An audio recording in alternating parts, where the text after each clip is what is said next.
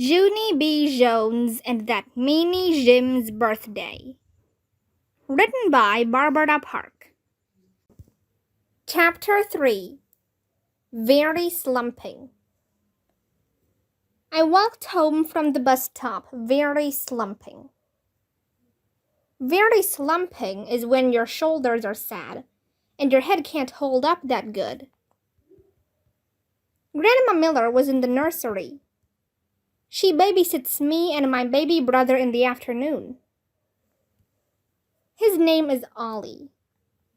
I love him a real lot, except I wish he didn't live at my actual house. Grandma Miller was rocking him in the rocking chair. I tried to climb up there too, only Grandma said, "Hold your horses," at me. Yeah, only I need to rock very bad, I explained. On account of a mean boy is having a birthday party on Saturday, and he is inviting everyone in room 9, only not me. I'm the only one who's not going. Grandma Miller did a sad face. "Children can be so cruel," she said. "Just wait till I get the baby to sleep, and then you and I will talk about it, okay?" And so that's how come I crossed my arms, and I tapped my foot, and I waited and waited for that baby to go to sleep. Only his eyes kept on staying wide open. "Hold them closed with your fingers, Grandma," I told her. "Heavens, no," she said. Then she kept right on rocking him. And so finally, I got tired of waiting, and I went to my room, and I crawled underneath my covers. I crawled way down to the bottom of my sheets. It is very muffly down there. You can say mean stuff, and no one can hear you. "Here is all the stuff I hate," I said. "First, I hate that Meanie Jim. Then I hate clowns, and Old MacDonald had a farmer. Plus I hate rabbits, and burros, and ponies. And guess what else?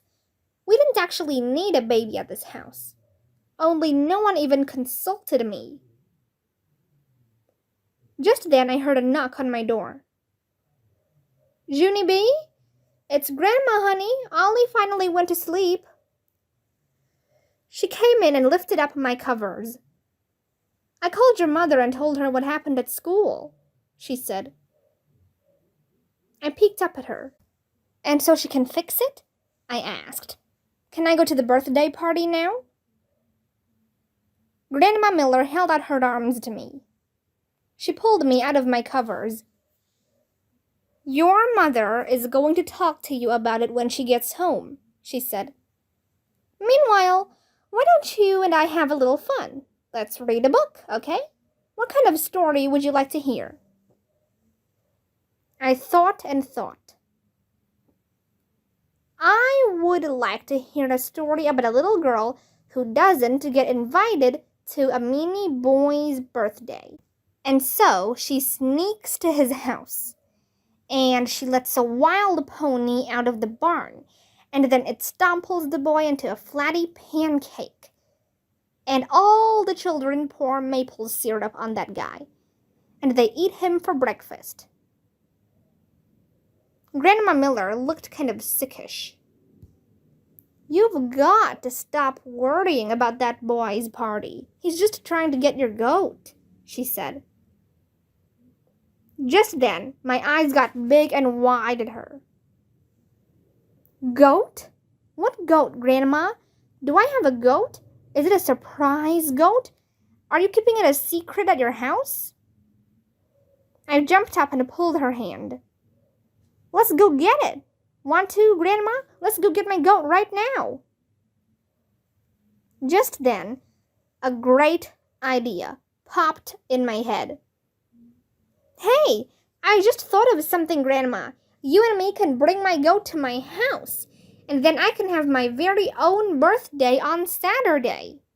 I will call it Come and Pet My Goat, and everyone in room 9 will come to my party, and they won't go to that Meanie Jim's. All of a sudden, the front door opened. It was Mother. I ran to her, speedy quick. Mother, guess what? Me and Grandma Miller are getting my goat, and I am having my very own birthday party on Saturday, and all of room 9 is going to be invited, only not that Jim I hate. He is the only one not coming, so ha on him. Just then, Grandma Miller sneaked out the front door with her sweater. I pulled on Mother's arm. Come on, Mother, come on, I said. We have to go to the store and buy my invitations. Plus, also, we have to go pick up the beanie weenies. Mother didn't come on. She sat down on the couch and smoothed my hair. Listen to me, Junie B, she said. I know Jim hurt your feelings today, but you can't have your birthday party on Saturday. Your birthday is until June, remember? And June is still months away. I know June is months away, I said. And so that is how come I am moving my birthday sooner, 'cause months away will be too late. Mother picked me up and put me on her lap. I'm afraid you don't understand, honey, she said. You just can't change the day you were born. No one can. It's impossible. I made my voice very whispering. Yeah, only here's a little secret. Nobody in room 9 even knows when my birthday is, so I think we can pull it off.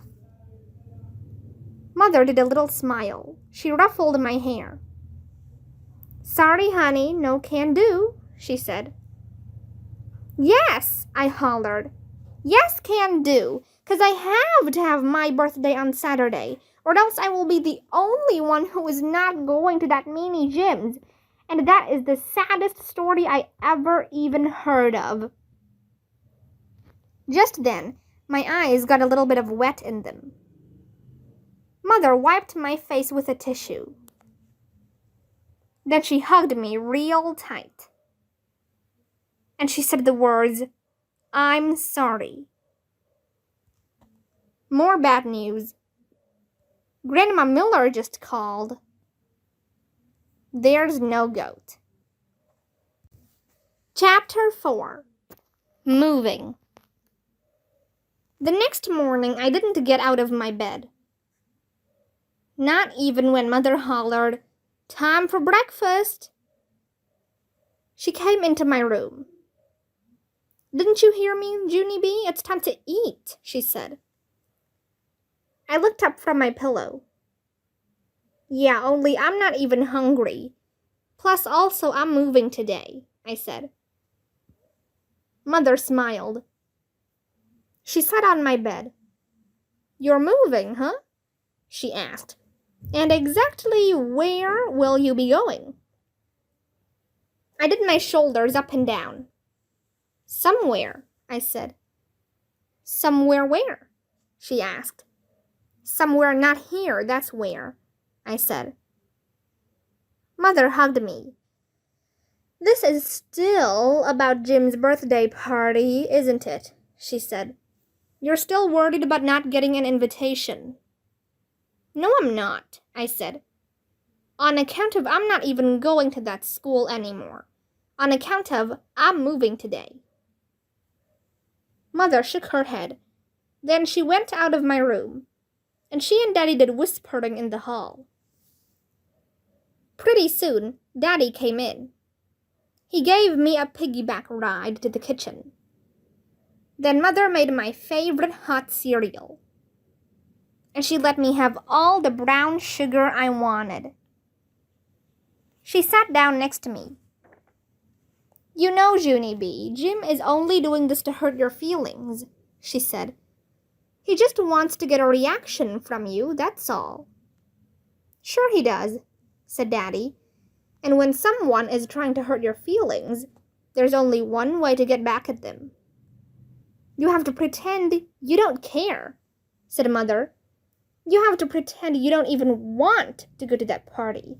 Because if you pretend you don't want to go, it will take all the fun out of it for him. Daddy winked. You can do that, can't you? He asked. You're the best little pretender in the entire world. Just then, my whole face lighted up, 'cause that word gave me a great idea.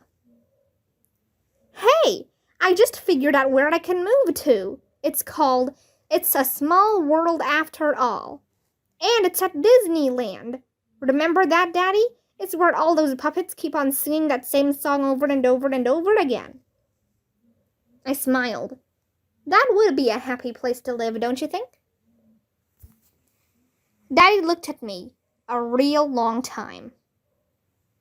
Then he put his head down on the table, and he started knocking it on the edge. Mother pulled him up from there. They went in the hall and did more whispering. After a while, Mother called to me from her bedroom. Junie B, could you pick up the phone, please? It's your grandfather. He wants to talk to you for a minute. I picked up the phone. Hello? Hello yourself, little girl, said my grandpa Frank Miller. What's up to this morning? I'm moving today, I told him. Grandpa Miller sounded upset. Moving? He said.